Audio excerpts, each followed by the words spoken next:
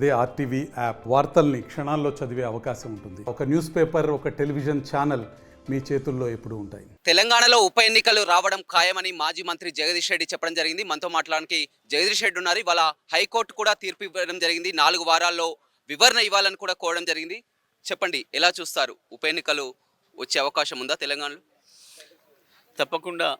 ఏదైతే BRS party నుంచి గెలిచిన కొంతమంది శాసనసభ్యులు చట్ట వ్యతిరేకంగా పార్టీ ఫిరాయించి కాంగ్రెస్లోకి వెళ్ళినరో వాళ్ళపైన అనర్హత వేటు వేయాలని చెప్పి మేము బీఆర్ఎస్ పార్టీగా మేము వేసిన పిటిషన్ను ఇవాళ హైకోర్టు తీసుకొని స్పష్టమైన ఉత్తర్వులు ఇవ్వడం జరిగింది.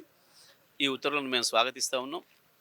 ఈ దేశంలో ప్రజాస్వామ్యం కాపాడబడుతుందని, కోర్టులపైన విశ్వాసాన్ని కూడా మరింత పెంచే విధంగా ఈ తీర్పు ఉంది. తప్పకుండా 4 వారాల్లోనే స్పీకర్ గారు నిర్ణయం చేయాల్సి వస్తుంది. వారు చేయకపోతే హైకోర్టు సుమోటో తీసుకుంటామని కూడా చెప్పడం జరిగింది. నిర్ణయం తప్పకుండా చట్టానికి అనుకూలంగానే ఉంటుంది. వాళ్ళు చట్ట వ్యతిరేకంగా పోయినారు కాబట్టి వాళ్ళ సభ్యత్వాలు రద్దు కావడం ఖాయం. ఉప ఎన్నికలు రావడం ఖాయం.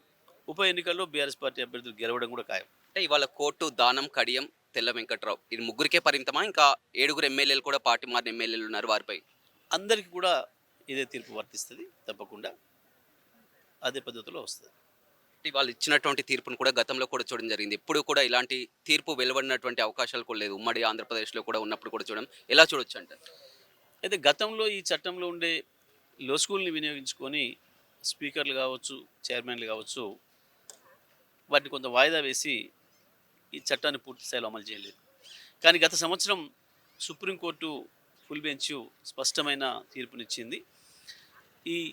మీరు చేస్తున్న చర్యల వల్ల ఈ చట్టానికి విలువ లేకుండా పోతుంది, ప్రజల్లో మీ పైన విశ్వాసం పోతుంది, చట్టం చేసే వాళ్ళపైన కూడా. దీని స్ఫూర్తి మిమ్మల్ని 5 సంవత్సరాలు పెట్టుకోండి అని చెప్పడం కాదు. ఎంత వీలైతే అంత తక్కువ సమయంలోనే దీన్ని అమలు చేయాలి అని చెప్పి దానికి 6 నెలల గడువు కూడా సుప్రీంకోర్టు విధించడం జరిగింది. పిటిషన్ వచ్చిన తర్వాత 3 నెలల్లోనే స్పీకర్ గారు వారి తీర్పు చెప్పాలని, ఆ తర్వాత ఎవరైనా హైకోర్టుకు వెళ్ళదలుచుకుంటే కూడా వెళ్తే హైకోర్టు కూడా 3 నెలల గడువు లోపలనే ఆ వ్యాజ్యాన్ని పరిష్కరించాలని, పిటిషన్ పెట్టిన రోజు నుంచి సుప్రీంకోర్టు తలుపు తట్టే వరకు 6 నెలలకు మించిన సమయం తీసుకోవద్దు అని చెప్పి సుప్రీంకోర్టు స్పష్టంగా చెప్పడం జరిగింది. కాబట్టి తప్పకుండా ఇప్పుడు ఈ తీర్పు అమలు అవుతుంది. అంటే ఇప్పుడు ఉన్నటువంటి పరిస్థితిలో కాంగ్రెస్ పార్టీ అధికారంలో ఉంది. ఒకవేళ ఉప ఎన్నికలకు వెళ్తే ఏ విధంగా ఎదుర్కొంటారు? ఉప ఎన్నికల కొరకు ప్రజలు ఎదురు చూస్తున్నారు వాస్తవానికి. ఎందుకంటే ఈ ప్రభుత్వం, కాంగ్రెస్ ప్రభుత్వం 9 నెలల్లో ప్రజల్ని మోసం చేసింది, వంచింది. ఇచ్చిన ఒక్క హామీని కూడా అమలు చేయలేకపోయింది. అదే కాదు, సాధారణమైన పరిపాలన కూడా చేయలేకపోయింది. గతంలో ఉన్న వ్యవస్థల్ని కూడా నాశనం చేసింది. ఇవాళ విద్యా వ్యవస్థ నాశనం చేసింది. గురుకుల పాఠశాలల్లో తిండిని విషాహారం చేసి పిల్లల్ని చంపుతుంది. ఒకవైపు రైతులు ఆత్మహత్యలు చేసుకునే పరిస్థితిని సృష్టించింది. మరొక వైపు చేనేత కార్మికులు ఆత్మహత్యలు చేసుకునే పరిస్థితి సృష్టించింది. మేము ఇచ్చిన 24 గంటల విద్యుత్తును ఇవ్వకుండా వినియోగదారులను ఇబ్బంది పెడుతుంది. మేము ఇచ్చిన మంచినీళ్ళు, మిషన్ భగీరథ ద్వారా ఇచ్చిన మంచినీళ్ళు కూడా ఇవ్వకుండా గ్రామాల్లో ఇబ్బంది పెడుతుంది. వరదలు వస్తే పూర్తి స్థాయిలో చతికిలబడ్డది. వరదల సమస్య మాది కాదు అని చెప్పి ముఖ్యమంత్రి, మంత్రులు ఇళ్లలో వండుకొని కనీసం ప్రజల వైపు చూడలేదు, వరదల వైపు చూడలేదు, ఘోరంగా విఫలమైనరు. ఇవన్నీ ఒకవైపు ఉంటే హైదరాబాద్లో ఇండ్లు గులగొడుతూ, పేదల ఇండ్లు గులగొడుతూ దాదాపు 20-30 లక్షల ఇంటి ఓనర్లను భయభ్రాంతులకు గురి చేస్తూ ఉంది. హైదరాబాద్ ఇమేజ్ని డ్యామేజ్ చేస్తూ ఉంది. మరి ఇటువంటి ప్రభుత్వం పైన తీర్పు చెప్పే అవకాశం రావాలి అని చెప్పి ప్రజలు ఎదురు చూస్తున్నారు. ఇది ఒక మంచి అవకాశం అవుతుంది ప్రజలకు తీర్పు చెప్పడానికి. తప్పకుండా ఆయా స్థానాల్లో మళ్ళీ బీఆర్ఎస్ పార్టీ అభ్యర్థిని గెలిపిస్తారు.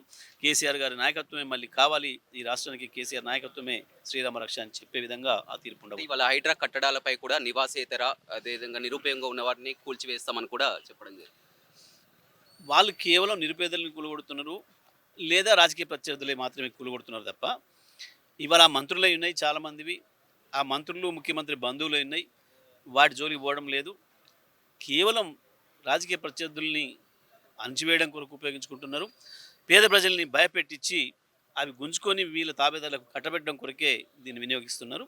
కాబట్టి ప్రజలు తీవ్రమైన వ్యతిరేకతతో ఉన్నారు, ప్రభుత్వం పైన కోపంతో ఉన్నారు. దాన్ని సందర్భం వచ్చినప్పుడు తప్పకుండా వ్యక్తీకరిస్తారు. రైట్, చూడొచ్చు ఇవాళ కోర్టు తీర్పుని స్వాగతిస్తున్నామని. ఖచ్చితంగా కూడా అనర్హత వేటు పడడం ఖాయం. తెలంగాణలో ఉప ఎన్నికలు కూడా జరగడం ఖాయం. ఇప్పుడు ఉన్నటువంటి పరిస్థితిలో మళ్ళీ గెలిచి తీరుతామని చెప్తున్నారు. అదేవిధంగా హైడ్రా అక్రమ కట్టడాలపై కూడా కావాలని కొంతమందిని రాజకీయం కోసం ఈ విధంగా హైడ్రా కూల్చివేతలు చేస్తుందని కూడా మాజీ మంత్రి జగదీష్ రెడ్డి చెప్తున్నారు. మరిన్ని వీడియోస్ కోసం ఛానల్ ని సబ్స్క్రైబ్ చేయండి, లేటెస్ట్ అప్డేట్స్ కోసం వాట్సాప్ ఛానల్ ని ఫాలో చేయండి అండ్ లింక్ డిస్క్రిప్షన్ లో ఉంది.